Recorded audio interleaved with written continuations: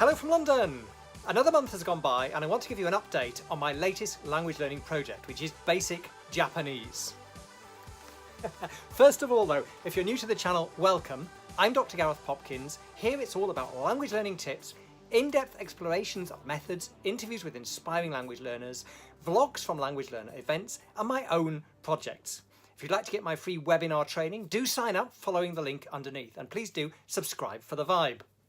So my project this year is learning basic Japanese. I started back in January and I'm hoping to travel to Japan to attend the Polyglot Conference in October. I set myself the goal, as you'll know if you've watched the previous monthly updates that I've done, of 30 minutes a day, 7 days a week, on average. I know I'm going to, miss the occasional day, but establishing a really firm habit, quite short but very focused language learning slots, was a big goal for me with this project. So what were the results for April? Well, if I'd done my half an hour a day, obviously with a 30-day month, I'd have clocked up 15 hours during the 4th month of the year. In fact, I managed 20 hours and 45 minutes, so I was slightly over target. That was against an hour less actually done in March, despite having an extra day, of course, in that month. And it brings my grand total so far since January to 83 hours and 25 minutes work on the Japanese. I only missed 2 days in April too, which I was, really pleased with. I'd missed 10 days in March because I travelled to Berlin at the end of the month. I did go up for Easter to my father's, but I packed in a bit of language study on the journey and in the coffee shops when I was up there for Easter. So I really kept going. My core textbook is Japanese from Zero, and I want to cover 3 volumes of that by the end of September. That's to say 1 volume every 3 months. So I should have finished volume 1 by the end of March, but I've fallen a bit behind as I reported last time, and it took me into April to get to the end of Japanese from Zero book 1. And then I think it was on the 9th of the month, the second book arrived. Here it is, volume 2. So that's what I've been getting stuck into during most of April. Now, to stay on target, I would need to be a third of the way through book 2 already by the end of April.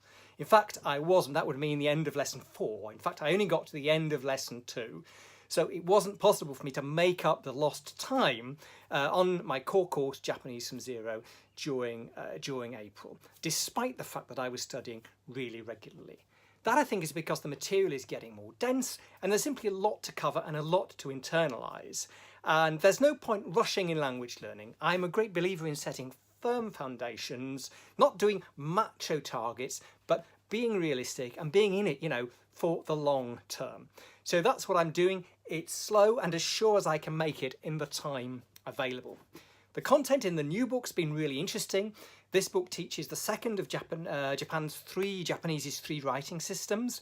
I've already done the hiragana, and now it's the katakana syllabary which is being taught, which is the one used mainly for foreign names and loanwords in the Japanese language. The actual substantive content's been interesting too in the book. So we start off with basic verbs of existence, iru and aru in chapter 1, and then the focus in chapter or lesson 2 was on location words, prepositions, obviously high frequency, very useful, basic foundational stuff that I've been continuing to work on. I haven't really used much of the audio in Japanese from Zero during the last month. Instead, I got stuck into one of the levels of the Pimsleur Japanese course. Now, it's been a bit of a saga, this, because I tried to borrow Pimsleur from the local library, and they did not have the first set of CDs that was sort of on the register as being in their collection. Only the second set. Now, each level in Pimsleur, as I understand it, has 30 lessons, and there were 2 different CD box sets available, and I took out the only one that was there, which was the second one, 16 to 30. So the second half of their level 1. And I got really stuck into that in April because I was desperate for some good audio content. I think that listening to audio, tuning into the sound of the language is really crucial in the early stages of language learning. It's what I like to do, and this Pimsleur course is certainly a good one for that, in that it's focused entirely on audio. And because I was already 3 months in, I've been able to skip the first level, or the first half of the first level that's missing from the local library.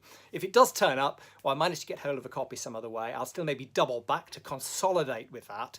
But in April, I managed to get through to lesson 26, so I did 10 lessons, 16 to 26 of the second half, and expect now, I'm talking to you now at the beginning of May, soon to have finished up to 29, and I've actually now ordered the next level of Pimsleur, level 2, and I'll be working from that for most of May. So that's been a very interesting course so far.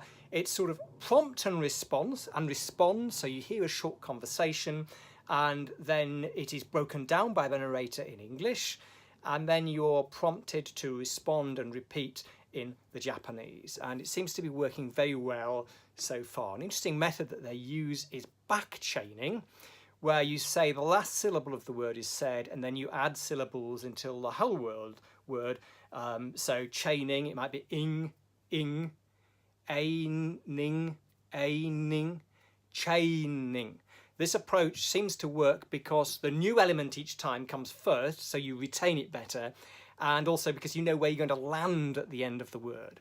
It's one I've read about in the past, but I've never actually seen it used in a course. I'll maybe come back to that and look at it in a bit more detail in a video at some later point.